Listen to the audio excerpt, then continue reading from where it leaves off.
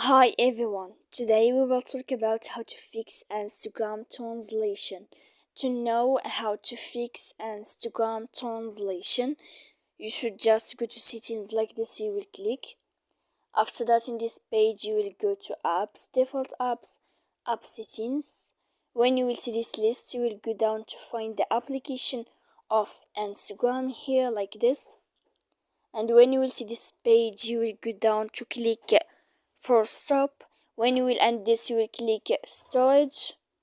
After that, in this page you will click clear cache, and then you will click clear data, and after all that you can turn off your Wi-Fi, so that you can know how to fix Instagram translation.